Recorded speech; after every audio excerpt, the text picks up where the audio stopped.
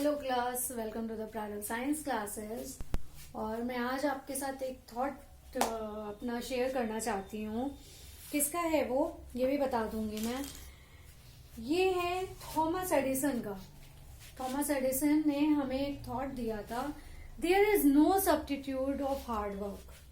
ठीक है, for hard work substitute नहीं है हार्ड वर्क का। हमारे कोई जितना भी हम हार्डवर्क कर लें, हार्डवर्क का कोई भी सब्स्टिट्यूशन नहीं है। ठीक है, बाकी हर चीज का आपको सब्स्टिट्यूशन मिल जाएगा, लेकिन हार्डवर्क का कोई भी सब्स्टिट्यूट नहीं मिलेगा। क्यों? क्योंकि अगर आप हार्डवर्क करते हो तो आप कुछ भी गेन कर सकते हो। हार्डवर्क से ही आपको अपने ड्रीम सच करने का मौका मिलता है। हार्डवर्क से ही आपको चीजें अपने अपने एक पहचान बनाने का मौका मिलता है। ये सब चीजें किससे मिलती हैं? मेहनत से, हार्डवर्क से। जितना आप कठिन परिश्रम करेंगे उतना ही आप निखरेंगे, ऐसा सभी कहते हैं, है ना। तो ये है हमारा आज का थॉट। तो आज हम अपनी क्लास शुरू करते हैं। Please welcome to the Prarambh science classes and we start the remaining topic of this chapter, chemical changes and reaction. Okay, इसका कल हमारा एक टॉपिक रह गया था एनर्जी चेंज का। कल हमने एंडोथर्मिक एक्सोथर्मिक पढ़ा था। एंडोथर्मिक में मैंने आपको बताया था इन मतलब होता है अंदर आना, मतलब उसमें एनर्जी क्या हो रही है? एब्जॉर्ब हो रही है ना, अंदर आ रही है और एंटर कर रही है ना, अंदर आ रही है। और एक्सोथर्मिक मतलब क्या बताया था? एग्जिट होना, मतलब बाहर जाना। मतलब हमारी एनर्जी क्या हो रही है? उसमें बाहर जा रही है, अंदर नहीं आ रही है, एग्जिट हो रही है। एग्जिट में हम क्या करते हैं? अंदर तो नहीं घुसते हैं, बाहर चले जाते हैं। और इंटर जो हमारी एंडोथर्मिक है उसमें क्या होता है? इंटर, हम उसमें अंदर आते हैं, उसमें हम बाहर नहीं जाते हैं।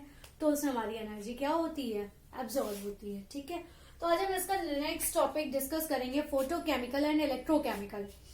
फोटोकेमिकल आपको नाम से ही समझ में आ रहा होगा। फोटोकेमिकल मतलब हो गया लाइट एनर्जी की बात हो रही है ना।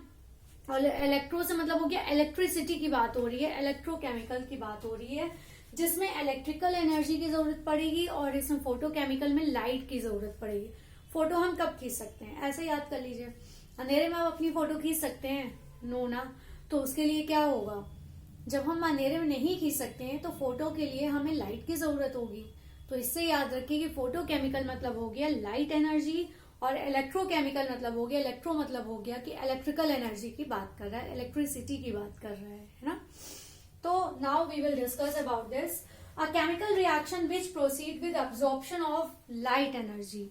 ये वो केमिकल रिएक्शन है जो प्रोसीड करती है किसके साथ?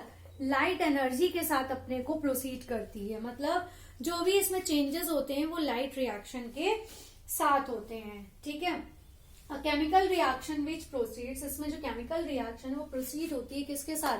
हमारे एब्जॉर्प्शन के साथ। किसके एब्जॉर्प्शन होता है इसमें? लाइट एनर्जी का एब्जॉर्प्शन होता है। अ chemical reaction which proceeds with absorption of electrical energy. इस जो केमिकल रिएक्शन है इसमें प्रोसीड क्या होती है? जो इलेक्ट्रिकल एनर्जी की एब्जॉर्प्शन होती है, ये एनर्जी को क्या करती है? इसमें किस चीज का एब्जॉर्प्शन होता है? इसमें हमारी लाइट एनर्जी का एब्जॉर्प्शन होता है। सनलाइट हो गई या लाइट एनर्जी जो दी जाती है, वैसे ज्यादातर सनलाइट वाली आती है हमारी। इसमें लाइट एनर्जी में क्या होता है? सनलाइट ही मिलेगी। और कौन सी लाइट मिलेगी आपकी? ये क्या कहते हैं, एलईडी लाइट मिलेगी आपको या हेलोजन लाइट्स मिलेंगी? No, that's called the sunlight energy. Okay, इसमें हमारी इलेक्ट्रिकल एनर्जी यूज होती है, मतलब इलेक्ट्रिसिटी से रिलेटेड एनर्जी यूज होती है। तो आज हम इसके एग्जांपल्स ये बता रहे हैं। 6CO2 ये हमारी ये जो रिएक्शन है, ठीक है, वेयर्स माय पेन। ये जो आपकी ये रिएक्शन है, ये क्या है? ये हमारी फोटोसिंथेसिस रिएक्शन है। कौन सी है ये? Photosynthesis reaction. ठीक है, इसमें जो क्लोरोफिल, फोटोसिंथेसिस की जो हमारे प्लांट्स रिएक्शन करते हैं वो ये रिएक्शन है जिसमें क्या करते हैं? वो हमारी छोड़ी हुई CO2 लेते हैं और उसमें जो हम वाटर देते हैं प्लांट्स में, या भगवान के थ्रू आता है, रेन के थ्रू आता है, जो या हम देते हैं वाटर जो उनके सॉइल में रहता है, उसके साथ वो रिएक्शन करते हैं कार्बन डाइऑक्साइड के साथ वाटर की। और क्लोरोफिल की प्रेजेंस में, सनलाइट के प्रेजेंस में क्या बनाते हैं? Glucose C6H12O6, then water and oxygen वो रिलीज करते हैं और वही ऑक्सीजन हम इनहेल करते हैं, है ना। हमारे एक्सेल की हुई कार्बन डाइऑक्साइड ये यूज करते हैं और हमें हमारे लिए यूटिलाइज करने वाली ऑक्सीजन दे देते हैं, तभी तो हम क्या करते हैं, ब्रीथ ले पाते हैं। ठीक है, इसी तरह इन्होंने एक और रिएक्शन दिया हमें 4 AgBr सिल्वर ब्रोमाइड के सनलाइट के प्रेजेंस में। ये भी रिएक्शन होती है, ये हीट से नहीं होती है, सनलाइट के प्रेजेंस में होती है। और सनलाइट के प्रेजेंस में जब इसकी रिएक्शन होती है तो ये क्या दे देता है, पोटाशियम सिल्वर ब्रोमाइड दे देता है और ब्रोमीन अलग निकाल देता है। ठीक है, तो इसकी ये रिएक्शंस थी हमारी। इसमें एक चीज और बता दूंगी, ये जो सिल्वर सॉल्ट होता है इसको हमेशा डार्क जगहों पे रखा जाता है। अगर ये रोशनी में रहता है तो ये रिएक्शन करके अपने को बदल देता है। ठीक है, सिल्वर सॉल्ट्स जो होते हैं हमारे मतलब Ag जो होता है इसको कहाँ रखा जाता है, डार्क बॉटल्स में रखा जाता है, जिससे कि इसके अंदर रोशनी ना जाए, अदरवाइज ये रिएक्शन करके कोई ना कोई कंपाउंड बना देगा। इसकी बात करें हमारे इलेक्ट्रोकेमिकल की, तो इसमें हमारा वाटर, इसमें इलेक्ट्रिक करंट जब देते हैं तो हाइड्रोजन और ऑक्सीजन ये रिलीज कर देता है। इसी तरह ये सोडियम क्लोराइड की जब हम इलेक्ट्रिक करंट इसमें पास करते हैं, ये रिवर्सिबल रिएक्शन है, then it gives the sodium plus chlorine. Okay, these two reactions are given by the photochemical and electrochemical. Photochemical से ये याद रखिए, फोटो मतलब होता है लाइट की प्रेजेंस में होता है, तो मतलब ये लाइट की प्रेजेंस में होगा। ठीक है, और इलेक्ट्रोकेमिकल मतलब हो गया कि ये इलेक्ट्रिसिटी मतलब इलेक्ट्रिकल एनर्जी हमको एब्जॉर्ब करके ये वापस करेगा, और ये लाइट एनर्जी। ठीक है, तो ये था हमारा केमिकल चेंज, हमने बात कर ली एनर्जी चेंज की। अब हम बात करते हैं कुछ हमारे अलग अलग फैक्टर्स हैं जिससे हम केमिकल चेंजेस को जान सकते हैं। ठीक है, तो ये हमारे कुछ हैं कि ये जो केमिकल सब्सटेंसेस हैं ये हमारे कोलिजन होते हैं, जब पार्टिकल्स मिलते हैं तो ये दो तरह से मिलते हैं। एक तो जब एनर्जी सप्लाई होती है तब मिलते हैं, या फिर क्या होता है, या ये मिलते हैं क्लोज कांटेक्ट के थ्रू मिलते हैं, जब ये आपस में आसपास आ जाते हैं तो मिलते हैं। ठीक है, तो ये कब कब मिलते हैं, या तो ये क्लोज कांटेक्ट में होते हैं, या फिर ये क्या होते हैं, सप्लाई ऑफ एनर्जी देते हैं, मतलब एनर्जी सप्लाई में देते हैं। ठीक है, ये जब केमिकल सब्सटेंसेस हैं ये क्या होते हैं, due to the collision of particles, जब पार्टिकल्स आपस में कोरिलेट होते हैं, मिलते हैं, कोलिजन होता है। व्हेन इज क्लोज कांटेक्ट, जब ये आपस में कांटेक्ट में आते हैं, विद वन अनदर और बाय सप्लाई ऑफ एनर्जी, एक साथ या तो होते हैं या फिर इनमें कोई एनर्जी सप्लाई की जाती है तब ये मिलते हैं। ठीक है, तो अब हम इसमें बात करेंगे बाय क्लोज कांटेक्ट की, इसके बाद हम सप्लाई कांटेक्ट की, सप्लाई एनर्जी की बात करेंगे। अभी हम क्लोज कांटेक्ट की बात करते हैं, तो इसमें भी क्लोज कांटेक्ट में क्या होता है, एक क्लोज कांटेक्ट होता है जो सॉलिड टू सॉलिड होता है, और एक होता है जो सॉल्यूशन में होता है। ठीक है, लिक्विड फॉर्म में होता है। इसमें क्या हो गया, जो हमारे कुछ केमिकल्स होते हैं वो पाउडर फॉर्म में होते हैं, सॉलिड फॉर्म में होते हैं, जिनको हम यूज करते हैं, वो अलग अलग होते हैं, दूर भी होते हैं तो भी वो रिएक्शन नहीं करते हैं। लेकिन इसमें क्या होता है, अगर सॉल्यूशन एक दूसरे के पास है तो वो आपस में रिएक्शन जरूर करेंगे, है ना। तो इसकी बात करते हैं, no reaction can take place, इसमें कोई रिएक्शन नहीं होती है between reactants if kept far apart, अगर उनका कोई भी हिस्सा एक दूर रखा हुआ है। मान लीजिए हमने ले लिया पाउडर फॉर्म में ले लिया, क्या कहते हैं, सोडियम ले लिया, और उसके साथ हमने पोटेशियम ले लिया। ठीक है, तो अगर सोडियम पोटेशियम की रिएक्शन कराना चाहें तो हो सकती है, पहली बात तो होगी ही नहीं क्योंकि दोनों पॉजिटिव होते हैं, Na पॉजिटिव K पॉजिटिव होता है। ठीक है, अगर हम Na की Cl से करा रहे हैं तो अगर दोनों अलग अलग रखे हैं तो ये आपस में नहीं मिलेंगे। वैसे तो ये सॉलिड टू सॉलिड की बात कर रहे हैं। ठीक है, और क्लोरीन हमारा लिक्विड फॉर्म में होता है। इसके बाद reaction is added for solid to solid particles by increasing the surface area by powdering और बाय ग्राइंडिंग। ये क्या होता है, सॉलिड टू सॉलिड पार्टिकल्स में रिएक्शन होता है और ये तब बढ़ते हैं जब क्या होता है, इनमें इंक्रीज होता है। सॉलिड टू सॉलिड का क्या होता है, सरफेस एरिया बढ़ेगा जब वो मिलेंगे, और उसके साथ साथ ये किस फॉर्म में होंगे, या तो पाउडर फॉर्म में होंगे या फिर ग्राइंड किए हुए होंगे।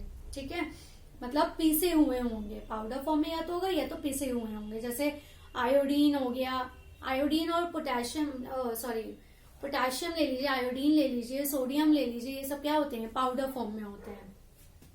इसी तरह in the liquid state the molecules और ions are in a state of motion.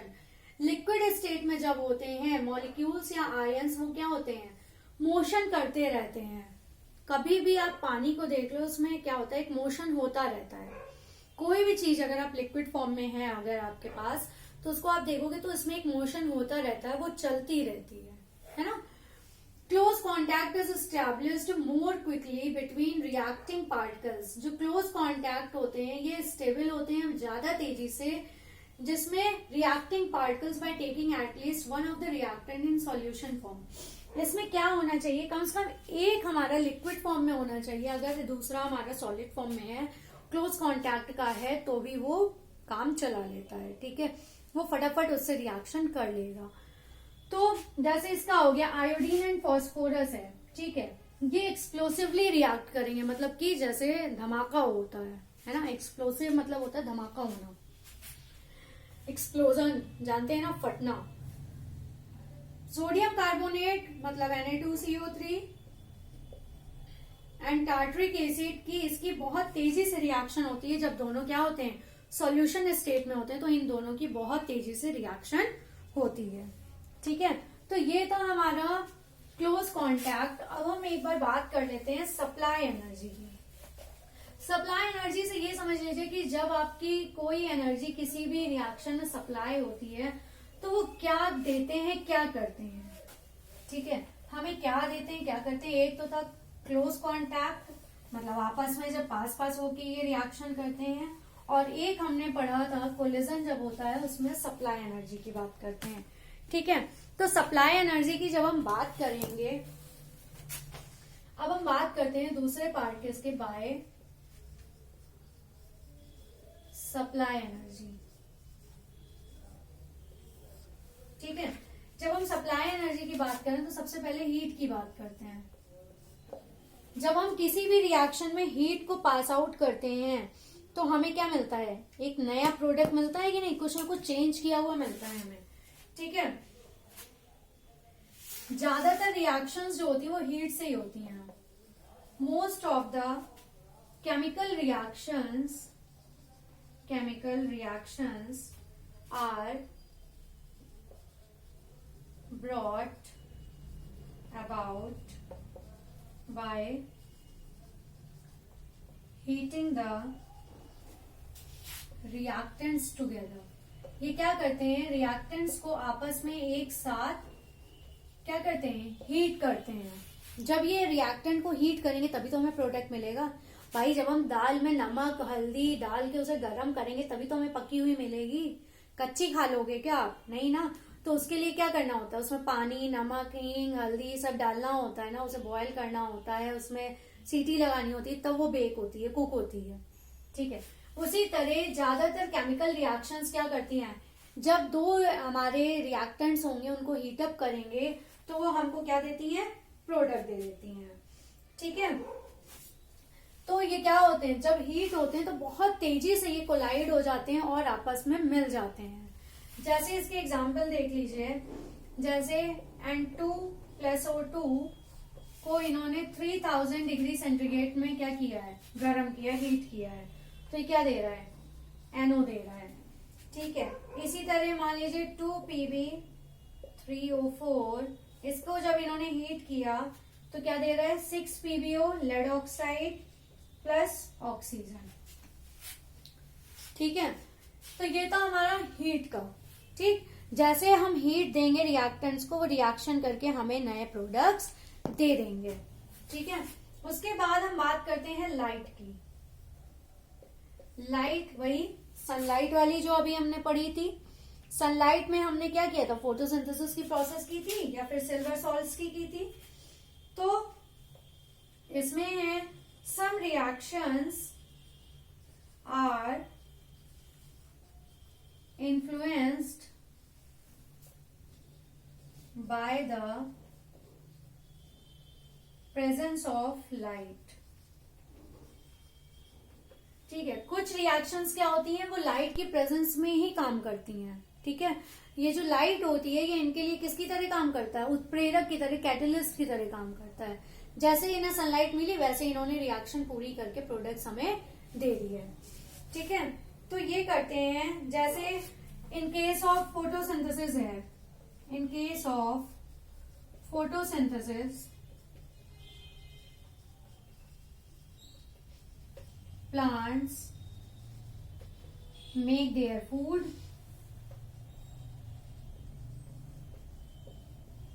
and gives us oxygen. हमें क्या देते हैं? ऑक्सीजन देते हैं ना। तो ये प्लांट्स क्या करते हैं? लाइट की एनर्जी में काम करते हैं। जैसे इन्होंने एक रिएक्शन दी है एग्जाम्पल में, 3O2 की यूवी लाइट में ये होती है, ऑक्सीजन की रिएक्शन यूवी लाइट में हो गई, अल्ट्रावायलेट रेज में। ठीक है, तो ये क्या दे देगा? ओजोन दे देता है। जब ऑक्सीजन यूवी लाइट से टकराते हैं तो किस में कन्वर्ट हो जाता है? ऑक्सीजन में, वो ओजोन में कन्वर्ट हो जाता है। ये ओजोन का फॉर्मूला है हमारा। ठीक है, इसके बाद इसी तरह H2Cl2, H2 प्लस Cl2, जब ये सनलाइट की रिएक्शन सनलाइट की प्रेजेंस में होता है तो क्या देता है? 2HCl दे देता है, हाइड्रोजन क्लोराइड दे देता है ये। ठीक है, तो ये था हमारा लाइट और हीट का, ये दो हो गई हमारे। इसके बाद है हमारा इलेक्ट्रिसिटी। ठीक है, फिर है कैटेलिस्ट। 4-5 हैं जो सप्लाई ऑफ एनर्जी की हैं। ये आप लोगों को इतना समझ में आया होगा, ज्यादातर रिएक्शंस हमारी हीट की प्रेजेंस में होती हैं। उसके बाद कुछ ऐसी होती हैं जो सनलाइट की प्रेजेंस में होती हैं, है ना। अब हम क्या पढ़ेंगे? हीट पढ़ ली हमने, लाइट पढ़ ली। अब हम पढ़ेंगे इलेक्ट्रिसिटी की प्रेजेंस में क्या होता है। इलेक्ट्रिसिटी की प्रेजेंस में जब हम इसकी रिएक्शन, कुछ रिएक्शंस हमारी इलेक्ट्रिसिटी की प्रेजेंस में होती हैं। Many of the reactions takes place in the presence of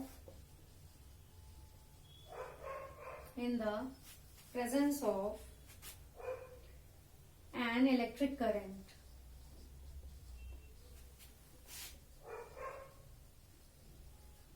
ठीक है, इलेक्ट्रिक करंट में होता है। और क्या होता है, जब इसमें पानी में, जब इसको एक बीकर के अंदर 2 इलेक्ट्रोड्स लगाए जाते हैं। ठीक है, जैसे ये है हमारा। ठीक है, एक इलेक्ट्रोड ये लगा दिया, एक इलेक्ट्रोड ये लगा दिया, एक पॉजिटिव है एक निगेटिव है, कैथोड और एनोड। ठीक है, तो क्या होते हैं, जो निगेटिव आयंस इसमें होते हैं, जैसे मान लीजिए HCl है तो H पॉजिटिव है, Cl है, तो H इधर जाके इकट्ठा हो जाएगा और Cl इसके पास आ जाता है। अपोजिट आयंस एक दूसरे को क्या करते हैं? अट्रैक्ट करते हैं। तो जो हमारा ये पॉजिटिव साइन वाला होगा ये निगेटिव को अट्रैक्ट करेगा, निगेटिव आयंस को, और जो निगेटिव आयंस है वो पॉजिटिव आयंस को अपनी तरफ अट्रैक्ट करेंगे। तो यही चीज इसमें बताई है। जैसे इसका एग्जांपल है 2H2O को जब हम इलेक्ट्रिक करंट इसमें पास करते हैं, इलेक्ट्रिक करंट, ठीक है, पास कर रहे हैं, तो ये क्या दे रहा है? 2H2 हाइड्रोजन दे रहा है और वाटर दे रहा है। ठीक है, ये कैथोड, ये एनोड। ये ऐसे ही होते हैं, इसमें ये वाटर भरा होता है, मतलब कि लिक्विड फॉर्म में होता है, और ये इलेक्ट्रोड्स लगे होते हैं। इनमें ये अलग अलग आयंस अलग अलग इलेक्ट्रोड्स के ऊपर जाके इकट्ठा हो जाते हैं। ठीक है, ये बात थी हमारी इलेक्ट्रिसिटी की। इलेक्ट्रिसिटी की बात हम बात करें प्रेशर की। क्या होता है, कुछ रिएक्शंस में हमें एटमॉस्फेरिक प्रेशर देना पड़ता है। ठीक है, आप लोगों ने देखा होगा ना कि ATM लिखा होता है, एटमॉस्फेरिक प्रेशर होता है। ठीक है, तो कुछ रिएक्शंस हमारी क्या होती हैं? प्रेशर में होती हैं। Some chemical reactions takes place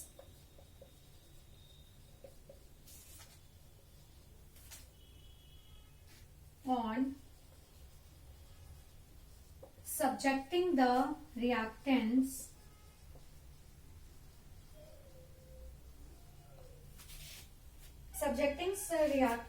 to pressure।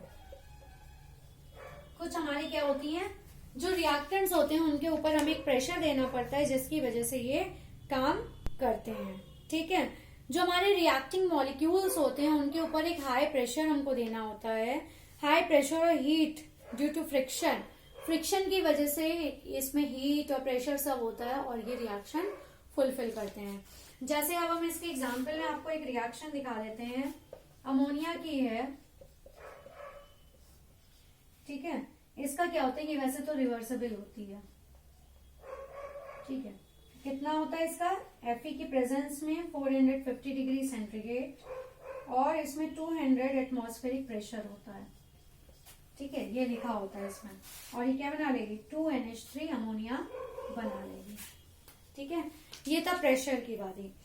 अब कैटेलिस्ट की बात करें तो कैटेलिस्ट क्या होता है, रिएक्शन को बढ़ाने का काम करता है ना। कुछ कैटेलिस्ट हमारे, अब जैसे इसमें आयरन यूज हुआ है, तो ये आयरन क्या है, एज अ कैटेलिस्ट यूज हुआ है। और जो कैटेलिस्ट होता है सप्लाई एनर्जी में, ये क्या करता है, रिएक्शन को बढ़ाने का काम करता है, ठीक है। Chemical reactions take place by use of a catalyst which alters the rate of reaction, जो क्या करती है, रेट ऑफ रिएक्शन को बहुत तेजी से बढ़ा देती है, जिसकी वजह से रिएक्शन जल्दी और सही से हो जाती है, ठीक है। जैसे इसमें आयरन हमारा यूज हुआ है, ठीक है। तो ये चैप्टर हमारा यहीं फिनिश होता है। प्लीज आप लोगों को कोई भी प्रॉब्लम है आप कमेंट सेक्शन में भेज दीजिए, मैं उसे सॉल्व आउट कर दूंगी, नेक्स्ट क्लास में ही डिस्कस कर दूंगी मैं, मतलब टुमारो क्लास में, ठीक है। और ये चैप्टर यहाँ से फिनिश होता है। अगर कोई आपका स्पेसिफिक अगर आप चाहते हैं कि मैं चैप्टर वो पढ़ा दूं, तो आप मुझे कमेंट सेक्शन में भेज दीजिए, मैं उसे टीच आउट कर दूंगी, okay. Please like share and subscribe my channel. Take care, thank you class.